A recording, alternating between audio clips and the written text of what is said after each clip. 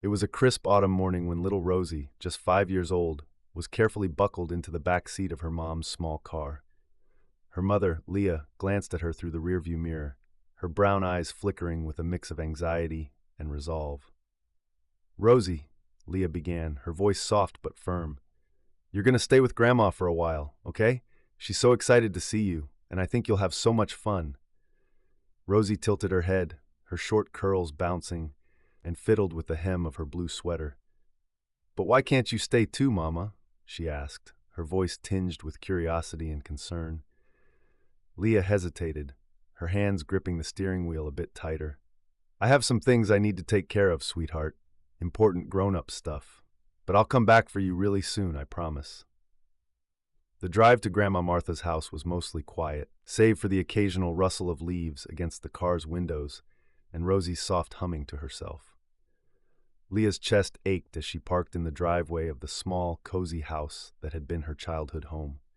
She stepped out and opened the back door to unbuckle Rosie. "Look, there's Grandma!" Leah exclaimed, pointing to the front porch where Martha stood with a warm smile, her silver hair glowing in the morning sun. "Grandma!" Rosie shouted, her tiny feet hitting the pavement as she sprinted toward her grandmother, arms outstretched. Martha knelt down, embracing her granddaughter tightly. "Oh, my sweet Rosie, I've missed you so much," she said, planting a kiss on Rosie's rosy cheek. Leah watched the scene with a bittersweet smile, her heart heavy. She approached slowly, her steps measured. "Thank you for this, Mom," she said softly. I need a little time to sort things out." Martha nodded, her expression kind but knowing. "Take all the time you need, Leah. Rosie will be just fine here." Leah crouched down to Rosie's level, brushing a curl from her daughter's face. "Be good for Grandma, okay? I'll call you every night." Rosie nodded but clung to her mother for one last hug. "I love you, Mama," she whispered. "I love you too, baby," Leah replied, her voice cracking just slightly. Then, with a deep breath, she stood up and headed back to the car, driving away with a lump in her throat and tears she refused to let fall. Inside the house, Rosie looked around curiously. The living room was filled with soft, mismatched furniture, doilies on every surface, and the faint scent of lavender and baked goods. It felt warm, like a hug. On the walls hung pictures of her mother as a little girl, smiling brightly. "Are you hungry, Rosie?" Grandma Martha asked, breaking her train of thought. "I just made some oatmeal cookies." Rosie nodded eagerly, her shyness fading at the mention of cookies. They sat together at the kitchen table, where Martha poured 2 glasses of milk and slid a plate of golden brown cookies toward Rosie. "Tell me," Martha began, watching as Rosie nibbled on a cookie, "what's your favorite thing to do these days?" "I like drawing," Rosie said between bites. "Mama got me a big box of crayons, and I draw all kinds of stuff, cats and trees and flowers." Martha's eyes lit up. "Well, I have a big box of crayons, too, and some paper. After we finish these cookies, why don't we do some drawing together?" Rosie beamed, her small worries momentarily forgotten. The afternoon passed in a blur of laughter and creativity. Rosie drew a picture of her family, with Grandma Martha sitting under a tree and her mom holding her hand. Martha carefully pinned it to the refrigerator, declaring it a masterpiece. As the sun dipped below the horizon, casting the room in a golden glow, Martha suggested they read a story before bed. Rosie chose a book about a curious kitten, and they curled up in the big armchair by the fireplace. Martha's soothing voice carried Rosie into a world of talking animals and magical adventures. When the story ended, Martha carried Rosie up to the guest room, which had been prepared just for her. The bed was covered in a quilt with patches of bright colors, and a little teddy bear waited on the pillow. As Martha tucked her in, Rosie looked up at her with wide, questioning eyes. "Why did Mama leave me here, Grandma?" Martha sat on the edge of the bed, smoothing Rosie's hair. "Your Mama loves you very much, Rosie. She just needs a little time to take care of some things. But she'll be back soon, and in the meantime, we're going to have so much fun together. Okay?" Rosie nodded, her eyelids heavy. "Okay, Grandma, I like it here." Martha leaned down to kiss her forehead. "Sweet dreams, my darling." As Rosie drifted off to sleep, Grandma Martha stayed by her side, watching over her with a heart full of love and quiet strength. She knew Leah would find her way, and until then, she would give Rosie all the warmth and security she needed. The little house, filled with the soft hum of crickets and the promise of a new day, became a haven of comfort and hope.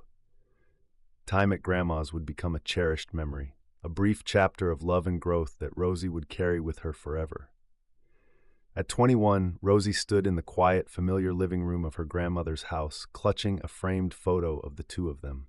The house felt empty, eerily so, without Grandma Martha's presence. The funeral had been 2 days ago, and while the flood of mourners and condolences had temporarily filled the house with noise and movement, the silence that followed was unbearable. Rosie had lived here for most of her life. Her mother, Leah, had never returned after dropping her off that autumn day 16 years ago. There were occasional postcards, brief messages, but nothing more. Rosie had grown up surrounded by Grandma Martha's unwavering love and kindness, finding solace in the woman who had become her everything. But now, Martha was gone, and Rosie felt adrift. A knock at the door pulled her from her thoughts. It was her grandfather, Edward, Martha's ex-husband. He had been present at the funeral, offering quiet support, and now here he was, standing on the porch with an uncertain smile. "Hello, Rosie," Edward said, his voice gravelly with age. "I thought I'd stop by to check on you." Rosie nodded and stepped aside to let him in. She hadn't seen much of Edward growing up. He had left Martha long before Rosie was born. He had a new family, a wife and 2 grown children, who had always seemed distant and cold whenever Rosie encountered them. Edward looked around the living room, his gaze lingering on the photos and knickknacks that still held Martha's touch. "This house feels quieter without her," he said softly. "It does," Rosie replied, her voice barely above a whisper. They sat down, and after a moment of silence, Edward cleared his throat. "Rosie, I wanted to talk to you about something. I know you've been here your whole life, and I know how much this place means to you, but living alone, especially right now, I'm worried about you." "I'm fine, Grandpa," Rosie said quickly. "I can take care of myself." "I know you can," Edward said gently, "but you don't have to do it alone. I was hoping you'd consider coming to stay with me for a while, just until you feel comfortable being here on your own." Rosie hesitated. Edward's home, with his second wife and her children, was not a place she thought of as welcoming. His other family had never been warm to her, often treating her like an outsider during the rare holidays she spent with them. The thought of living under their roof now filled her with apprehension. "Grandpa, you know your family doesn't—" "They've never really liked me," Rosie said, choosing her words carefully. Edward sighed, looking down at his hands. "I know, and I'm sorry for that. But I promise you, I'll make sure they're respectful. You're my granddaughter, and you deserve to feel safe and valued." Rosie studied his face, seeing the earnestness in his eyes. He was pleading, not just for her to come with him, but for a chance to be part of her life in a meaningful way. It was a side of him she hadn't seen often, and it gave her pause. "What if I don't feel comfortable there?" Rosie asked cautiously. "Then you can leave any time you want," Edward said firmly. "No pressure, no guilt, just try it for a little while. If it doesn't work, we'll figure something else out." Rosie stared at the photo of her grandmother still in her hands. Martha had always taught her to give people a chance, to look for the good in them. Maybe this was one of those moments. "Okay," Rosie said finally. "I'll come, but just for a little while." Edward smiled, relief washing over his face. "Thank you, Rosie. I'll do my best to make sure you feel at home." The next morning, Rosie packed a bag and made the drive to Edward's house. It was a sprawling suburban home, so different from the cozy lived-in warmth of Grandma Martha's house. As she walked up to the door, her chest tightened with nerves. Edward greeted her warmly, ushering her inside. His wife, Susan, and her grown children, Clara and Greg, offered polite but restrained smiles. The air was thick with tension, but Edward stayed close, making small talk and ensuring Rosie felt included. The days that followed were challenging. Clara and Greg were civil but distant, and Susan seemed unsure of how to approach Rosie. Edward, however, went out of his way to spend time with her. They played chess in the evenings, shared stories about Martha, and even worked together in the garden, a hobby Edward had recently taken up. Slowly, Rosie began to feel less like an intruder and more like she belonged. One evening after dinner, Clara approached her in the living room. She hesitated, then said, "I know we haven't been very welcoming in the past. I'm sorry for that. I'd like to change that, if you're willing. Rosie was taken aback but nodded. I'd like that too. As the weeks went by, Rosie started to see glimpses of a family she hadn't expected. They weren't perfect, but they were trying, and that meant something. Still, she knew this wasn't her permanent home. When the time came to return to Grandma Martha's house, she felt stronger, more grounded. Edward stood on the porch as she packed her things into her car. You know you're always welcome here, he said, pulling her into a hug. I'm proud of you, Rosie. Thanks, Grandpa, Rosie said, her voice steady.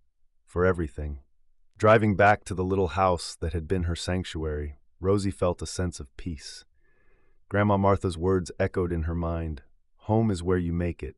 For now, she would make it here, carrying the love of those who had cared for her along the way.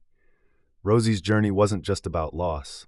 It was about finding strength in unexpected places and realizing that family, however imperfect, could grow in ways she never imagined. Months passed, and Rosie settled back into Grandma Martha's home. It felt different now, quieter, lonelier, but it was still her safe haven. She had begun piecing her life together, working part-time at a local art supply store and spending her evenings painting. Art had always been her escape, a way to channel her emotions and tell stories she couldn't put into words. One rainy afternoon, as Rosie was tidying up the house, she came across an old, worn box tucked away in the back of Grandma Martha's closet. Inside were letters, photographs, and mementos from years past. Among them, she found a sealed envelope addressed to her, with her name written in Martha's familiar, looping handwriting. Her heart raced as she carefully opened it. Inside was a letter dated a few months before Martha had passed. My dearest Rosie, if you're reading this, I suppose I'm no longer there to tell you how proud I am of the woman you've become. You've brought so much joy and light into my life, and I hope you know how deeply you are loved. I know I didn't talk much about your mother. The truth is, I don't have all the answers you deserve, but I want you to know she loved you. Life can be complicated, and sometimes people make choices we can't understand. I pray that one day you'll find the closure you need. As for the house, I hope it will always feel like home to you. But remember, Rosie, home isn't just walls and a roof. It's the people who love you. Don't be afraid to let others in, even if it feels hard. Love has a way of surprising us when we least expect it. I'll always be with you, my sweet girl. Never forget how special you are. With all my love, Grandma Martha. Tears blurred Rosie's vision as she finished reading. She clutched the letter to her chest, feeling an ache she hadn't allowed herself to fully confront. Martha's words resonated deeply, especially the part about letting others in. Maybe it was time to start reaching out more, even if it felt daunting. The next weekend, Edward stopped by for tea. He noticed the open box on the coffee table and the letter in Rosie's hand. You found her letters, Edward said softly, sitting down across from her. Rosie nodded. She wrote one for me. She mentioned my mom. Her voice wavered. Do you know why she never came back, Grandpa? Edward sighed, running a hand through his graying hair. I wish I had a better answer for you, Rosie. Your mother struggled with a lot, things she didn't know how to handle. Martha and I tried to help her, but she was always running, searching for something. I don't think she ever found it. Rosie swallowed hard, trying to process his words. Do you think she's still out there? It's possible, Edward said. But if she is, she knows where to find you. And if she ever does, I hope you'll give her a chance to explain, even if it's not the explanation you want. Rosie nodded, her thoughts a jumble of emotions. Changing the subject, Edward placed a hand on hers. Rosie, I have an idea. You've been doing a lot on your own lately, and I'm proud of you for that. But I think it might do you some good to get away for a while, a change of scenery. What do you mean? Rosie asked, curious. I was thinking about a trip to the family cabin by the lake, Edward said, a glimmer of excitement in his eyes. It was Martha's favorite place. We haven't been there in years, but I've been fixing it up little by little. I thought maybe we could spend some time there together, just the two of us. Rosie hesitated. The idea of stepping away from her routine felt daunting, but the thought of connecting with a place Grandma Martha loved was comforting. Okay, Rosie said after a moment. I think I'd like that. A week later, Rosie and Edward arrived at the cabin.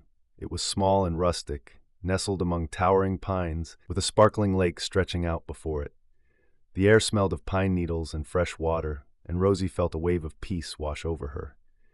Inside, the cabin was cozy, with a stone fireplace, handmade quilts, and shelves filled with old books. Rosie found herself drawn to a journal sitting on the coffee table. Flipping through it, she realized it was Grandma Martha's, a collection of musings, sketches, and memories. She loved this place, Edward said, noticing Rosie's discovery. She used to sit by the lake and write for hours. Rosie spent the next few days immersing herself in the journal, learning more about her grandmother's dreams, fears, and joys. It felt like Martha was speaking to her across time, encouraging her to embrace life fully.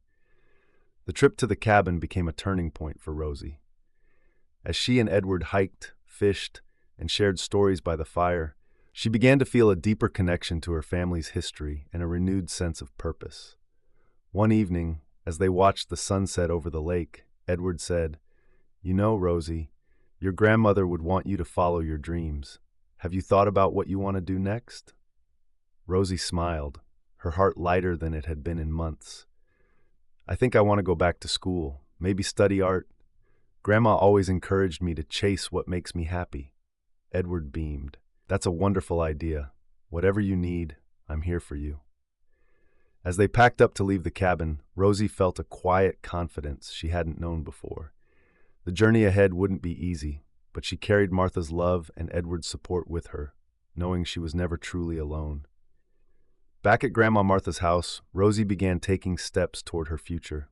She enrolled in community college, started building her portfolio, and even reached out to Clara and Greg, mending old wounds. Life wasn't perfect, but it was full of possibilities. And for Rosie, that was enough.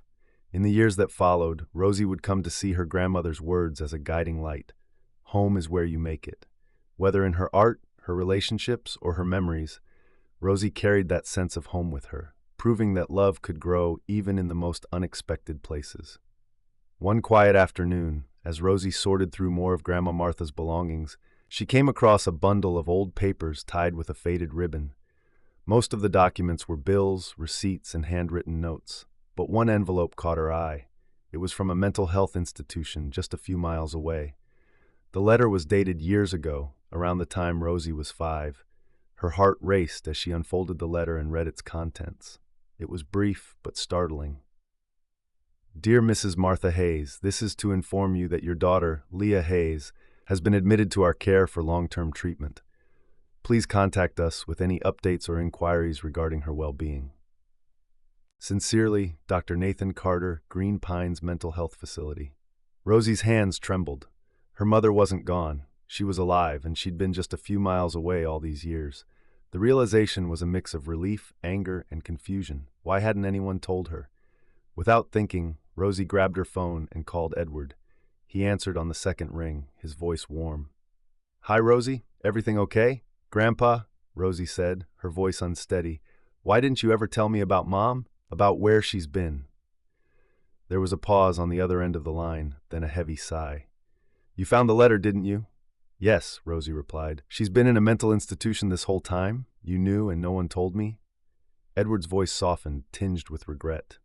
"Rosie, it wasn't my place to tell you. Your grandmother wanted to protect you. She thought it was best if you didn't know." "Protect me from what?" Rosie asked, her voice rising. "From my own mother? I've spent my entire life wondering why she left me, and all this time she's been right here." "Your mother wasn't well, Rosie," Edward explained. "When she left you with Martha, she was already struggling. The doctors said she needed help, long-term care. Your grandmother believed that if you knew, it would only confuse and hurt you." Rosie's anger flared, but underneath it was a deep well of sadness. "I had a right to know, Grandpa.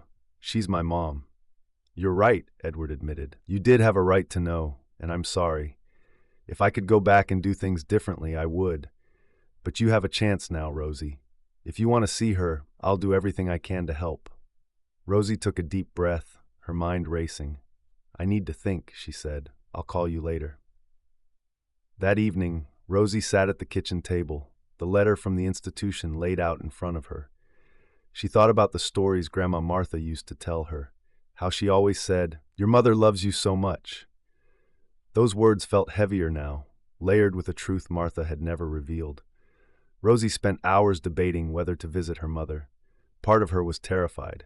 What if her mother didn't recognize her? What if she didn't want to see her? But another part of her longed for answers, for closure, and maybe even a chance to reconnect. By morning, Rosie made her decision. She called Green Pines Mental Health Facility and scheduled a visit. A few days later, Rosie stood outside the gates of Green Pines, her heart pounding. The building was a mix of old brick and modern glass, surrounded by meticulously kept gardens. Inside, the receptionist greeted her warmly and guided her to a small, sunlit visiting room. "She's waiting for you," the receptionist said with a kind smile before leaving. Rosie stepped into the room, her breath catching as she saw the woman sitting by the window. Leah was older, her once vibrant hair streaked with gray, but there was a softness to her face that reminded Rosie of the photographs she'd seen. Leah looked up, her eyes so much like Rosie's, widening in surprise. "Rosie?"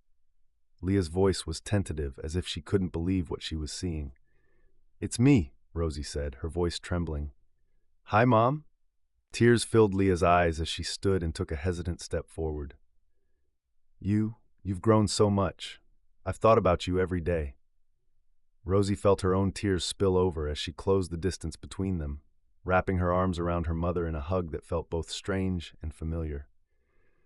"I've thought about you too," she whispered. They sat together, talking for hours. Leah explained her struggles, how her mind had felt like a storm she couldn't control, how she'd checked herself into Green Pines to protect Rosie from the chaos inside her. "I never stopped loving you," Leah said. "I just didn't know how to be the mother you deserved." Rosie shared her own story, how Grandma Martha had raised her, how much she'd missed her mother, and how she'd only just discovered the truth. "I wish I'd known sooner," Rosie said. "I would have come." Leah smiled through her tears. "You're here now. That's what matters." Rosie continued visiting Leah regularly, slowly building a relationship they'd both longed for. It wasn't always easy. There were moments of pain and misunderstanding, but there was also healing, laughter, and the beginnings of trust. Edward played a supportive role, helping Rosie navigate the emotions of reconnecting with her mother. He even visited Leah himself, bridging gaps that had lingered for decades. Over time, Rosie began to see her mother not as the woman who had left her, but as someone who had fought her own battles and loved her in the best way she could. Grandma Martha's words echoed in Rosie's heart. "Your mother loves you so much." They were true, even if the love had been hidden behind years of pain. Rosie decided to keep Grandma Martha's house, turning it into a sanctuary not just for herself, but for her mother whenever she was ready to leave Green Pines. It became a place where past wounds could heal and a new kind of family could grow. For the first time in years, Rosie felt a sense of peace. She was no longer searching for answers. She was building a future filled with love, hope, and the possibility of second chances.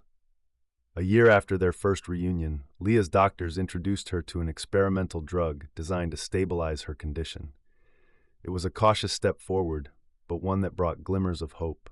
Over the months, Rosie noticed subtle yet powerful changes in her mother. Leah's thoughts became clearer, her mood steadier, and her once fragile demeanor began to show signs of resilience. By the fourth month, Leah's progress was undeniable. With the encouragement of her doctors and Rosie, Leah made the decision to leave Green Pines and move into Grandma Martha's house. The transition wasn't without challenges, but Rosie was determined to support her mother every step of the way. Edward, ever the dependable grandfather, offered to move in temporarily to help Rosie with Leah's adjustment. While Rosie initially hesitated, worried about how his wife Susan might feel, Edward brushed off her concerns. "I've spent too much of my life standing on the sidelines, Rosie," he said. "This is my chance to be here for both of you." Rosie relented, and soon Edward arrived with a suitcase and a determination to make himself useful. He brought warmth and structure to their days, helping Leah navigate her new routine and keeping the house running smoothly. Leah, though hesitant at first, began to relax around her father, finding comfort in his steady presence. It wasn't long before Edward's wife, Susan, expressed her displeasure.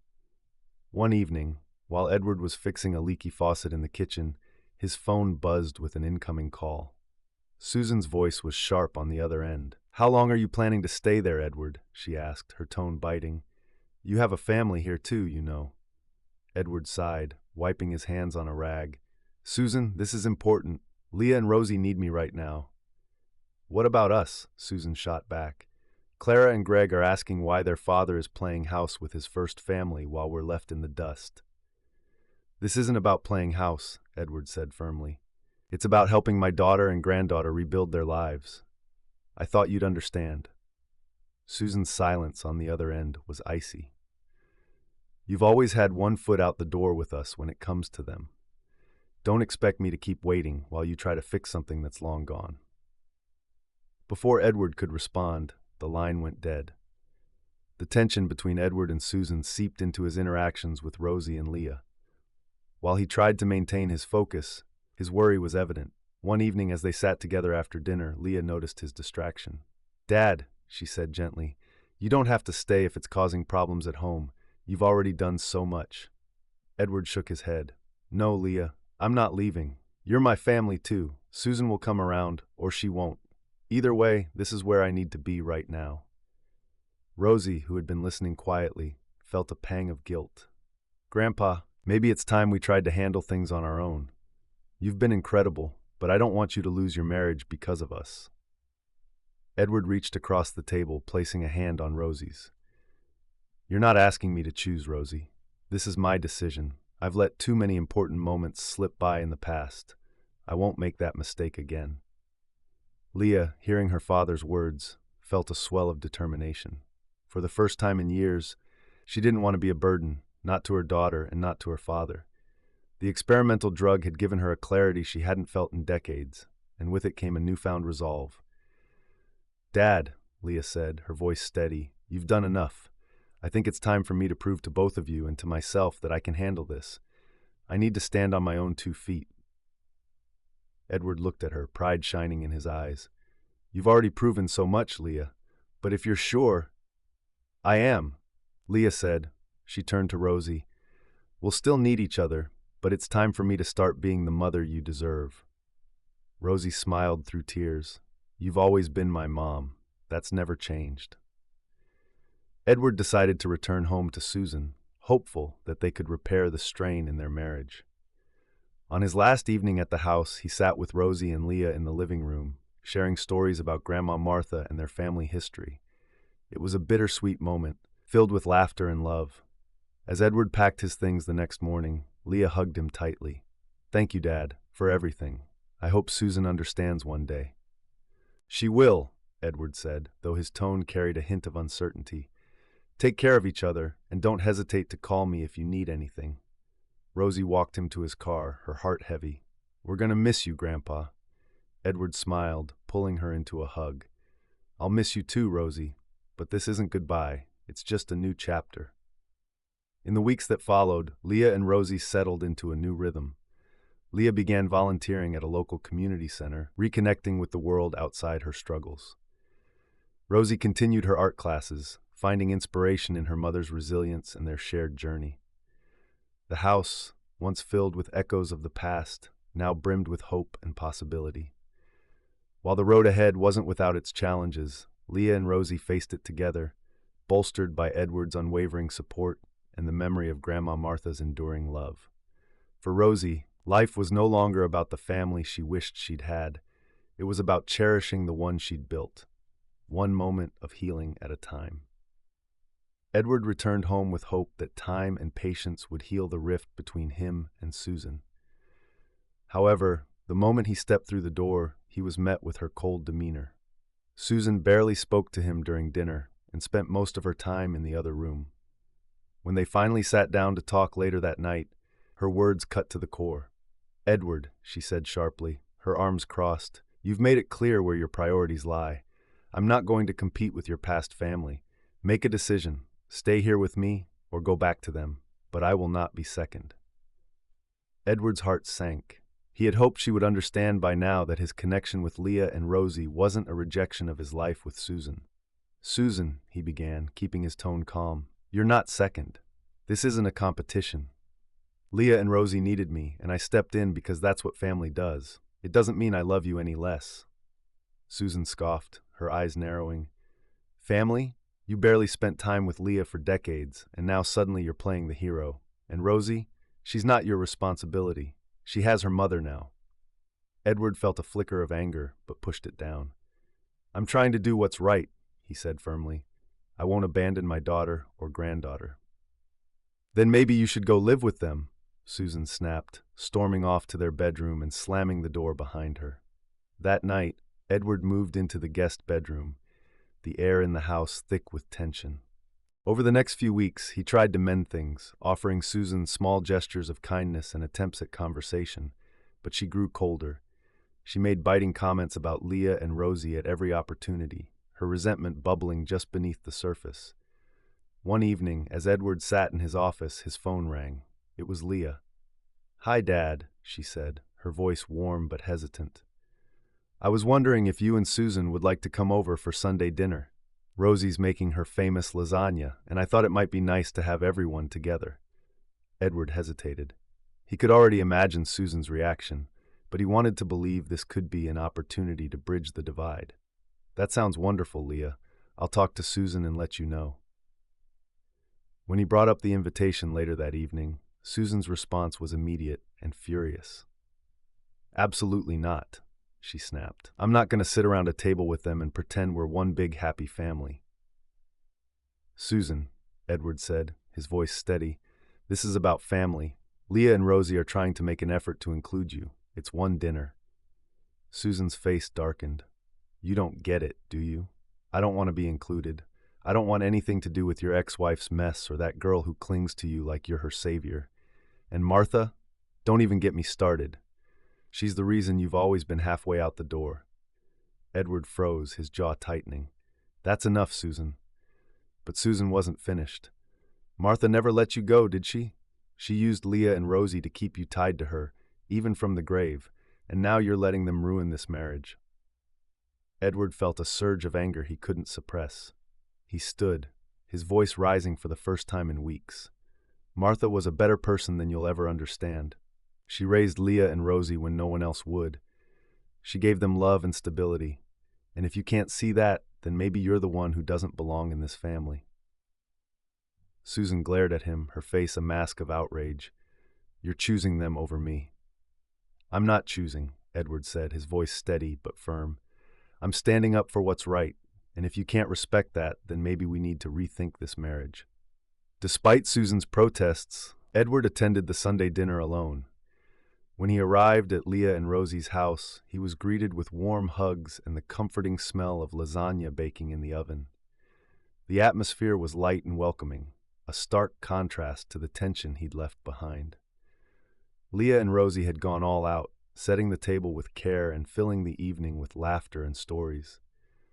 Edward found himself smiling more than he had in weeks, feeling the weight of Susan's bitterness lift from his shoulders. Thank you for coming, Dad, Leah said as they cleared the table. It means a lot to us. Edward placed a hand on her shoulder. I wouldn't miss this for anything. When Edward returned home later that evening, Susan was waiting for him, her expression hard.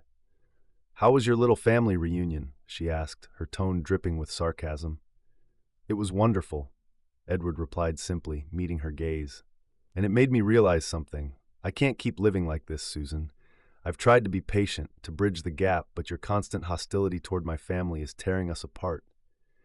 Susan crossed her arms. So what are you saying, Edward? I'm saying that I won't stop being a father and grandfather, Edward said. If you can't accept that, then maybe it's time we go our separate ways. Susan stared at him, her eyes narrowing. Fine, if that's how you feel, then leave. Edward nodded, his heart heavy but resolute. I'll pack my things. In the weeks that followed, Edward moved into a small apartment close to Leah and Rosie. While the end of his marriage to Susan was painful, he felt a sense of peace knowing he had done the right thing. He continued to be a steady presence in Leah and Rosie's lives, helping Leah navigate her recovery and cheering Rosie on as she pursued her art. For Edward, the experience was a reminder that love wasn't about choosing one family over another. It was about showing up for the people who needed you, no matter what. And for Leah and Rosie, his unwavering support became a cornerstone of their healing and growth. The house, once filled with echoes of Martha's love and resilience, now brimmed with the promise of new memories, a testament to the strength of family and the power of second chances.